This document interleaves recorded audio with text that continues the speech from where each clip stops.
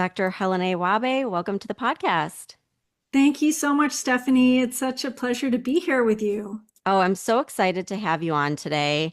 So I have been really led towards looking at the Institute of Noetic Sciences for a while now.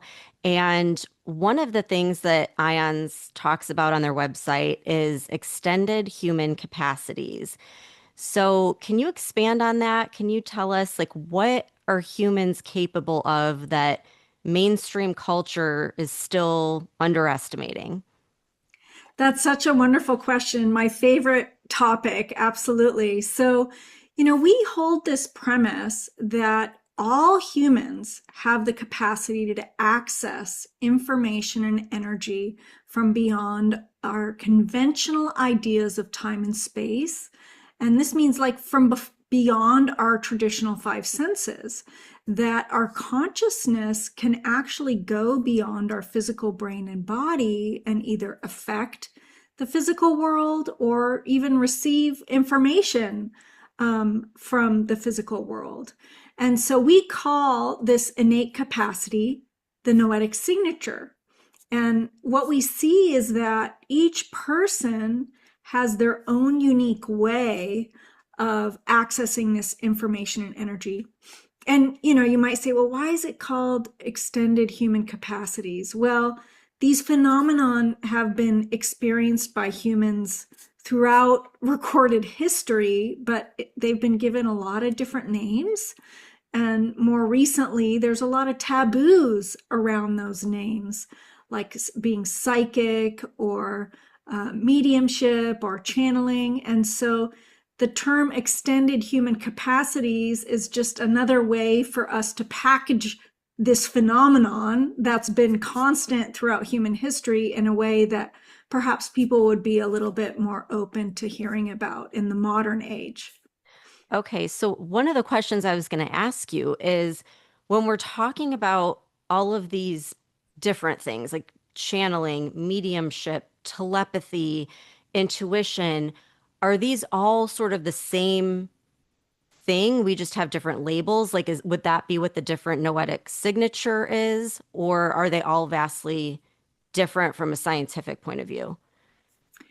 So they manifest differently. And yet, my hypothesis is that these different phenomenon that we experience, and I'll give a few examples so the audience can kind of ground a little bit more in that, but these different phenomenon are actually aspects of the same thing, which is that we're all interconnected and that our consciousness is not limited to our bodies, that it can go beyond it. And so if you hold that and you hold that perhaps consciousness is the fundamental aspect of reality, then all these other phenomenon make a lot more sense. So what are these phenomenon that I'm talking about?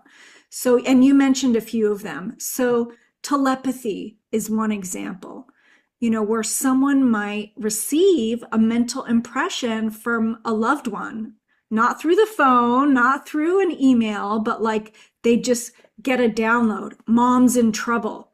I need to call mom right now. And then they call mom and mom was in a car accident. How could they have possibly known that, through traditional means? So that's one example. Then another one you mentioned is mediumship. Some people feel that they can connect with supposed deceased humans, right? And so if our consciousness isn't limited to this physical body and some aspect of it survives our physical death, then it would make sense that some people might be able to connect with those surviving consciousnesses. And so telepathy, another really common one is precognition or knowing the future. Some people will often get information about the future in their dreams. They might get a piece of information and then it happens the next day, or they might get insight during their waking life. That's another example. So you were asking, are these all the same thing? I think the underlying core of why they happen is the same thing around this, consciousness is fundamental and we're all interconnected.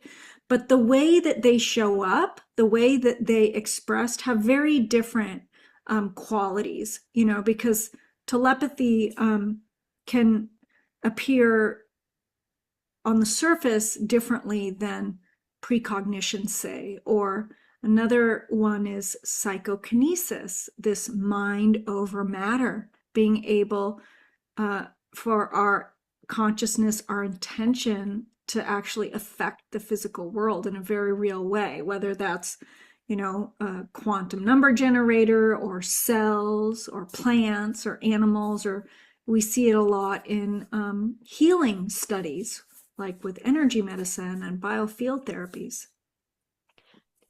With that, with the healing, are you able to see, like, actually track physiological changes from like an energetic healing session, for example? Is that one of the studies that IONS has looked at? Yes, we did a really large study with about 200 people with hand and wrist pain. And there were 17 different energy medicine practitioners who gave one 30-minute session to the participants. And we saw that their pain was significantly reduced after that one session. And that pain reduction remained after 3 weeks, which is pretty amazing.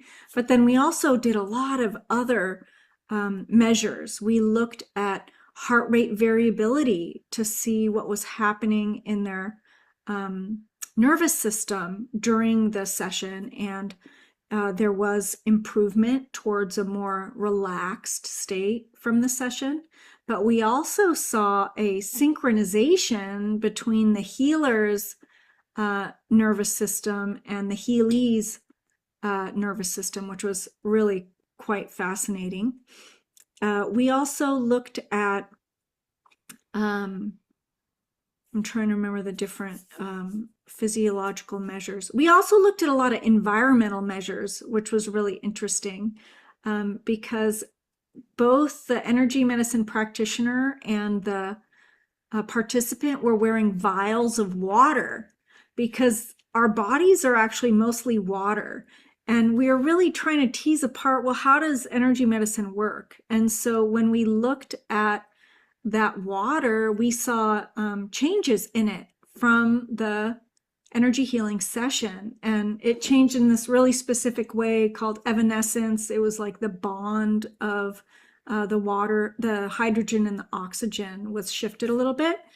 And so perhaps that gives us an inkling on how we see these clinical improvements from the energy medicine session. So anyway, that study is just one example. There are many other independent laboratories around the world that have looked at positive healing intention and its effect on the body, on cells, on plants, on animals. Like we were also collaborators with a mouse study with cancer, mouse study with cells and cancer in mice, and saw improvements in objective measures. So, critics say, critique it because the effects are actually small. So they aren't huge effects, but they're still effects. And if our intention, was limited to our brain, there would be no effect at all. And so it's just incredibly compelling when these studies keep coming in showing that intention does have some effect. Now, what about distance? Because in the beginning you said this is like outside of time and space, right? So can someone be in another location far away and still have the same result, or does that impact the result somehow? So there have been a number of studies doing healing at a distance or energy medicine at a distance. There aren't as many studies. And so, I would say that the evidence isn't as strong, but there have definitely been positive studies showing that yes, the effect even happens at a distance, and often when the receiver or the participant doesn't even know it's happening. So it can't be like a placebo or an expectancy effect because they don't even know when or if the healing's actually happening. So, that whole distant healing domain has gotten a lot less attention because there were some really big prayer studies that were done in a randomized control way, and they had a negative finding. I think it was they were praying for people who were having surgery. And then everyone's like, okay, we don't want to study that anymore. But I think that it's still I don't think that one study should rule out exploring that avenue further, because there's definitely been other positive distant healing studies showing positive results. Now, you mentioned skeptics. How I feel like there's so many studies on so many different topics that, like you said, it is showing a difference. It would show no difference at all if it wasn't, working or wasn't real. Are they just not looking at it? Do they just dismiss it outright? What's happening like right now with science? Or do you think we're getting towards a place where the mainstream scientific community is starting to open up to some of this research? I think you see right now today it is loosening. So there's definitely a spectrum of skepticism. You still have the diehard skeptics that are very tied and invested to a physicalist worldview, which means that um, only the physical is real and that our consciousness is generated by the neurons in our brain, and that's it. Like it's literally impossible for anything else to exist. And so when they see an energy medicine study showing that someone directing positive intention had positive effects, then their response is, well, that's impossible, so there must be some reason why, some other reason for that positive effect. And they just dismiss it out of hand. Now, this is absolutely loosening. Like when I first started at IONS 10 years ago now, it was much more severe in terms of the skepticism. And there are so many more neuroscientists, computer scientists, physicists who are kind of becoming more curious because quantum physics kind of opens up the idea of this non-local connection through entanglement. Mhm. I know if a physicist is listening to this, they might be like, oh, that's way too simplified. And that is a very simplified explanation, but it at least kind of cracks the door open for some type of mechanism for how these non-local effects could occur. Um, and also, quantum physics is opening it up a little bit. Also, cosmology has these very fascinating kind of holographic evidence that's been coming out about the nature of the universe, which is really interesting. And so people's minds are opening up a little bit more. And I would say it's on a spectrum. There's the diehards that are always going to be the diehards, and no matter how much evidence you show them, they're not going to shift. But there's the people in the middle who are open and curious. And just one more thing, it's often driven by their own personal experience. So, they might have a academic position, and on the surface they have to really go by the physicalist line, but then they might have a telepathic experience that they can't explain, and then it happens again and they're like, wait a minute, my like real felt embodied experience is that this phenomena is real and I can't explain it, and it was very evidential, and yet my academic worldview doesn't match that. Like, what's going on here? So we're getting a lot more emails of like, I can't really talk about this at work or with my friends or with my family, but I'm very, very interested. Tons and tons of emails like that today. Well, yeah, I mean, historically, people would lose their careers over this and just kind of be shunned.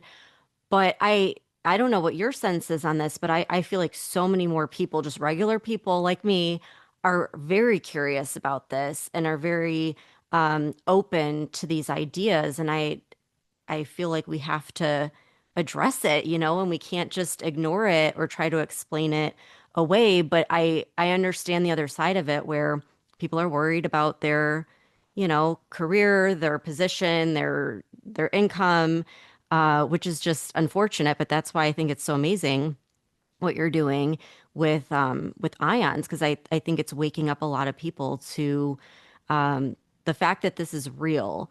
And so with consciousness, if it's not confined to the body, then technically anyone could have these types of experiences, right?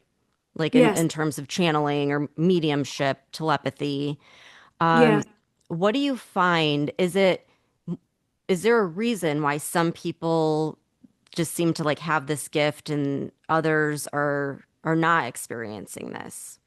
Yes, that's a great question. And before I jump into that, I just want to share that I think that's what's really unique about ions is that we have our science team, but we also have an experience team.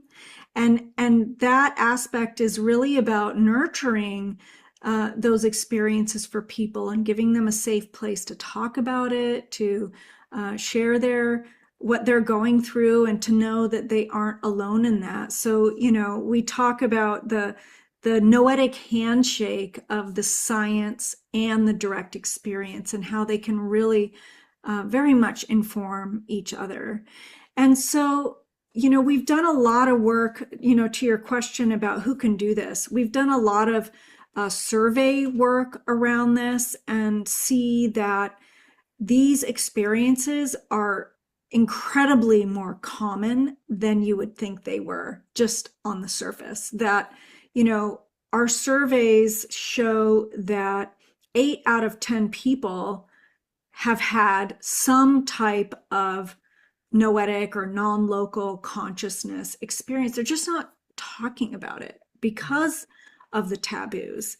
And so when we explore that, we see that there people experience them in very different ways. So yes, everyone can have non-local consciousness experiences, but perhaps the way that they experience them are different. And that's where our Noetic Signature program comes in. We have a questionnaire and people can fill it out and get a sense of what their Noetic signature looks like. And we found 12 characteristics of that signature where that are, some aspects are stronger than others in each person.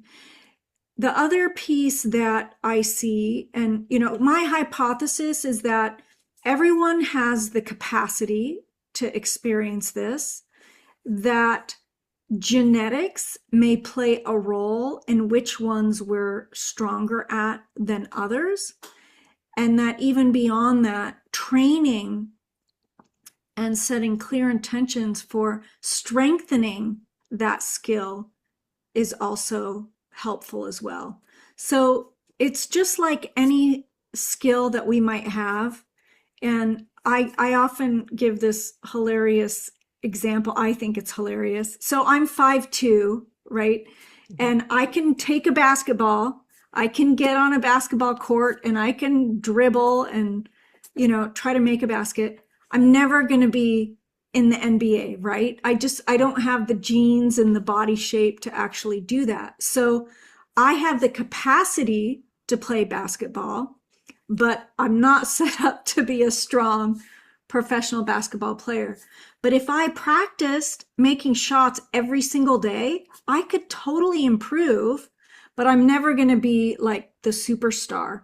And so our experience of the way these phenomenon show up in people is very similar. Like there's definitely like the normal curve where you have the superstars that I'm hypothesizing is likely has some genetic component to why they're superstars in certain areas.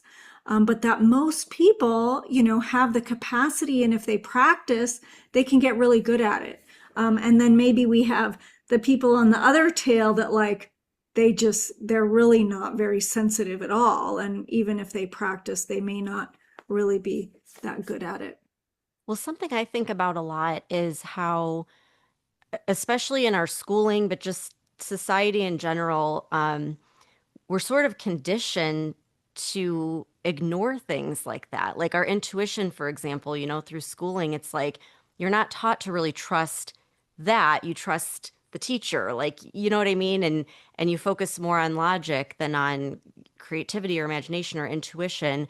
And I just wonder, as these findings are coming out and people are more open to this, if we taught children differently or maybe just helped nurture that a little bit, could you see things being very different in the future? And do you agree? Do you think society, the way it's set up, maybe we are taught to kind of ignore that, like, oh, that's weird, or that doesn't make sense, or and we just kind of explain it away instead of thinking, wow, maybe there's something there. Maybe I connected to something outside of myself.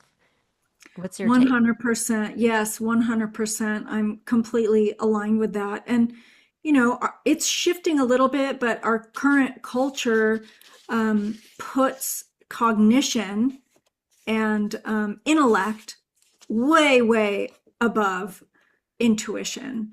And so much so that in many families it's consciously suppressed. It's like, no, no, ignore that. No, that doesn't matter. And our kind of noetic intelligence is squashed.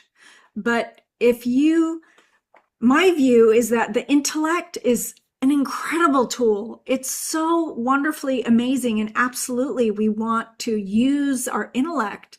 It's not that I want to hold intuition higher than intellect. It's just that how do we actually gain information from both to support us in our decision making and how we live our lives and improving our quality of life. It's really kind of up leveling the intuition in addition to the information we get from our intellect. And then that's, I think, really where the sweet spot is. And so if people stopped getting the message that intuition doesn't count, and for them, so many people email me about, well, I don't know how to trust it, or, I'm doubting this information I'm getting. And, people are really insecure about those blossoming gifts, if you will.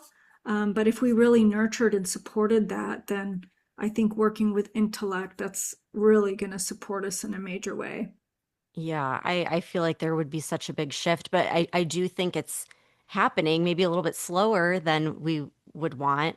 But I just think from when I was a kid, even when I was in college, how different people view this now. Yeah. Like intuition, we hear about it all the time. I feel like no one really talked about that when I was a kid. So I'm very hopeful in the direction that we're headed. And with that being said, I know as the director of research, you've probably seen a lot of incredible things. Is there a certain study or something that you're really excited about or that really surprised you that you can share with us? There's so many wonderful projects and topics that we're working on right now. I think what's top of the list for me at the moment is around telepathy.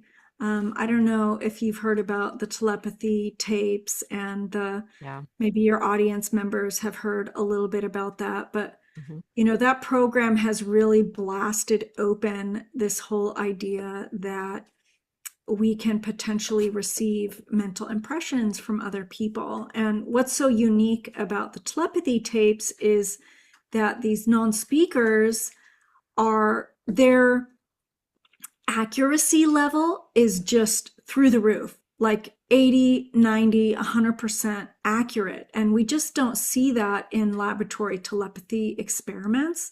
Like I mentioned earlier, the effects are there and they're significant, but they're often really small. And so what is it about these non-speakers that allows them to be so kind of porous that their telepathy is just so incredibly accurate? And so we have done telepathy experiments in the past and just finished one recently where we took 100 pairs of emotionally bonded people and who had had a telepathic experience in the past. So, they filled out a bunch of different surveys and questionnaires, and then we had them do a task on Zoom.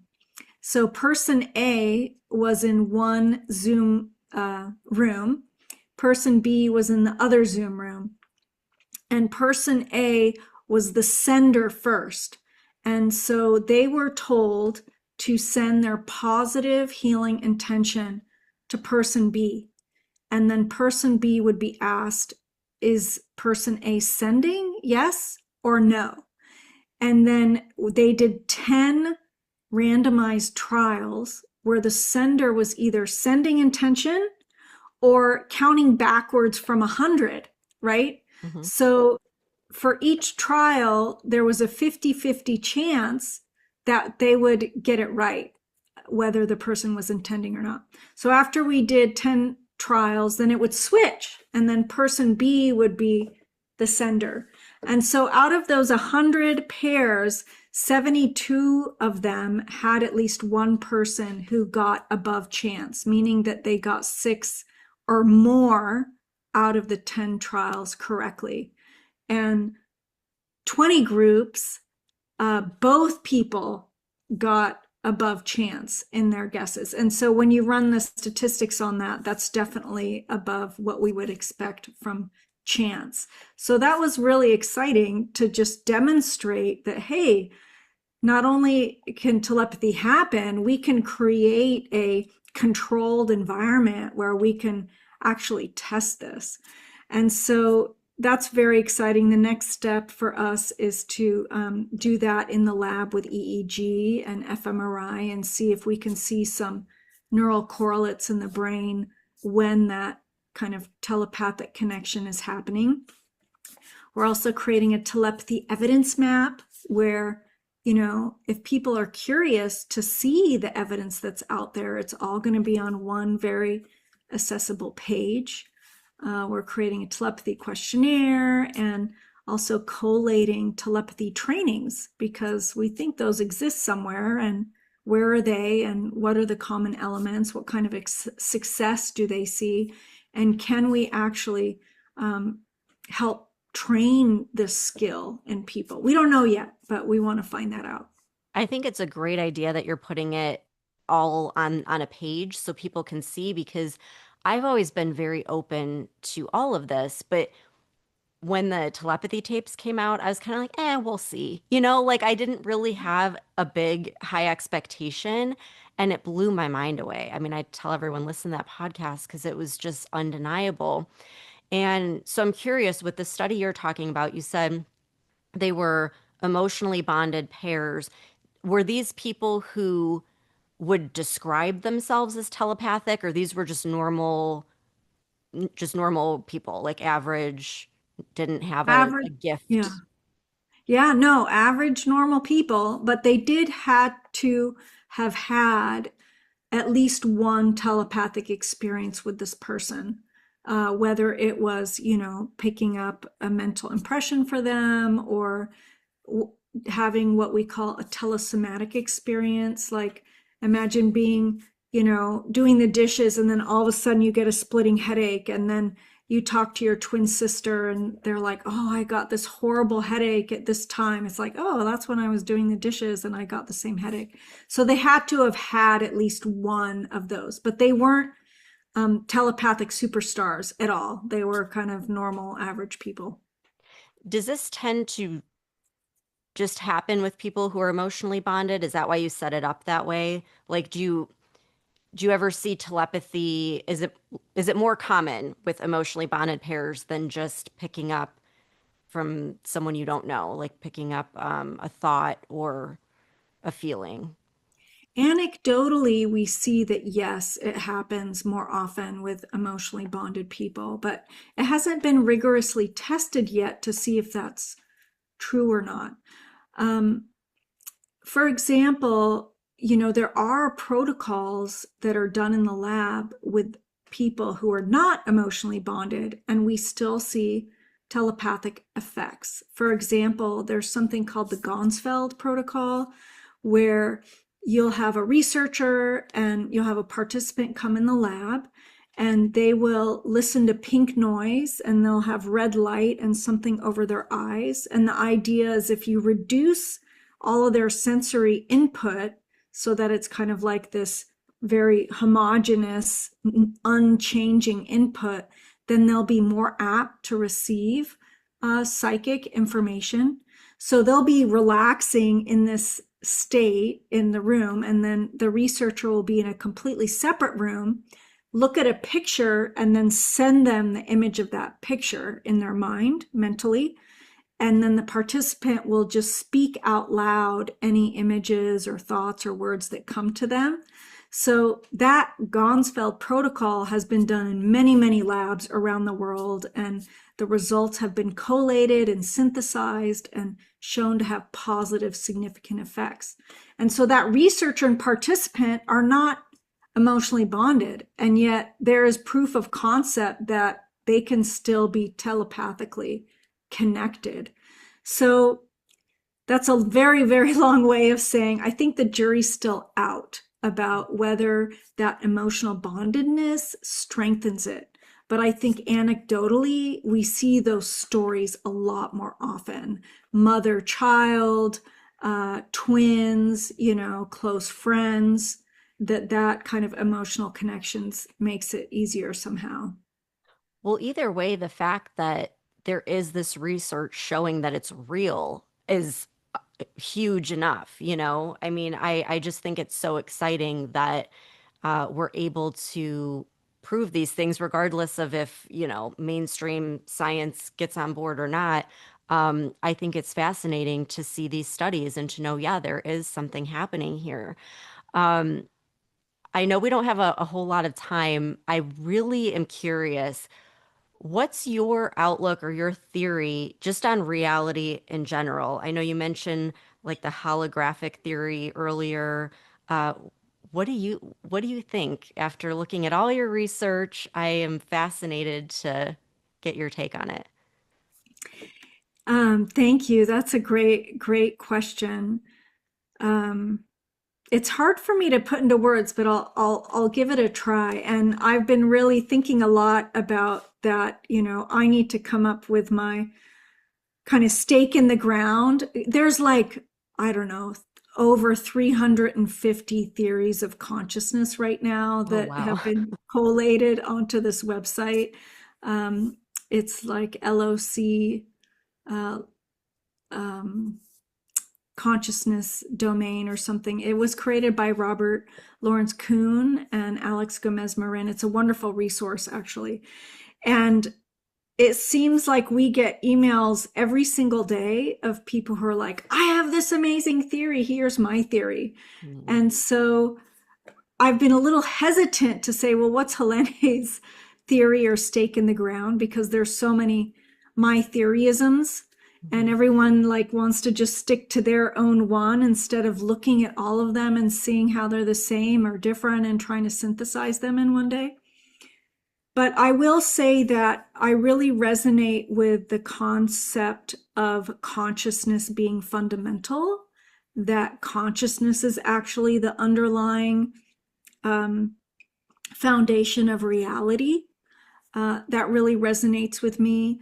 This idea that through that we are all interconnected, and that our, physical reality isn't an illusion in that it's not real, but that the illusion is of separateness.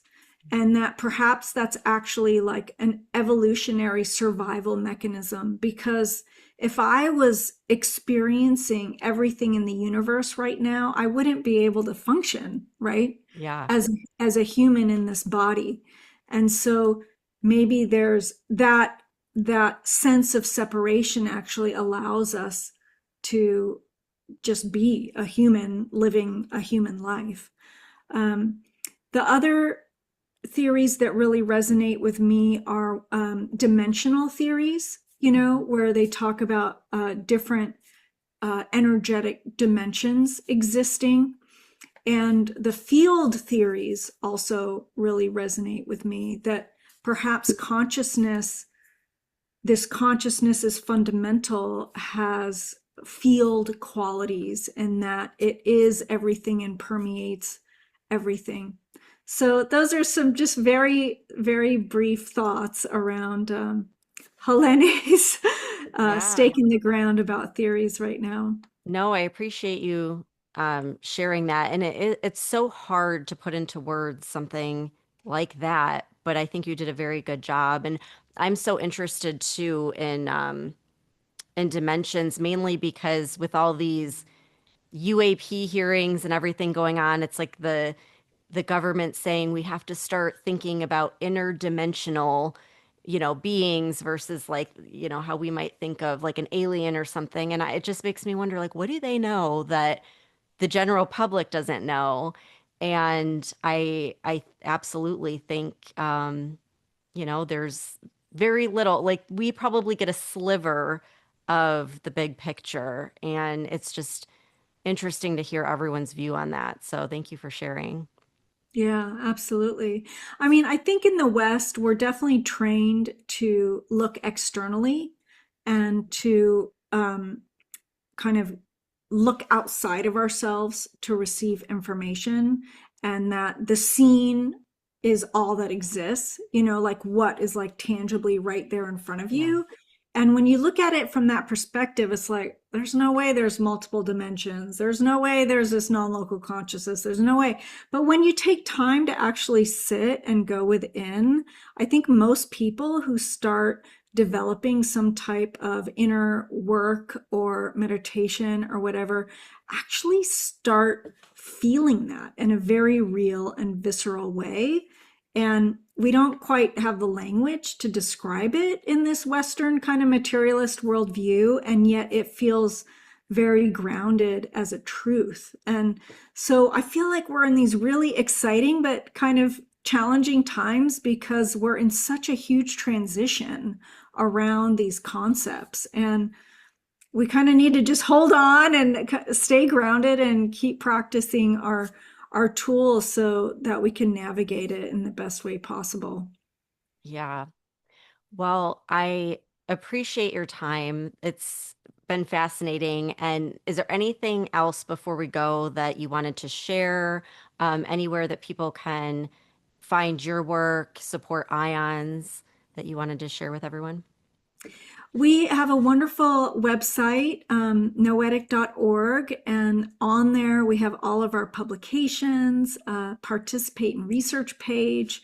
We have free webinars. We have a wonderful growing member community where you can really engage in like-minded people. And I would just invite people to stay open and curious, and see how they can invite in that noetic and that kind of inner wisdom into their daily lives, even if it's just for a few minutes a day, to just set the intention to tap into their own inner wisdom as an experiment and see what happens.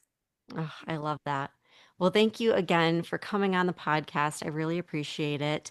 And thank you everyone for tuning in, and I'll see you in the next episode.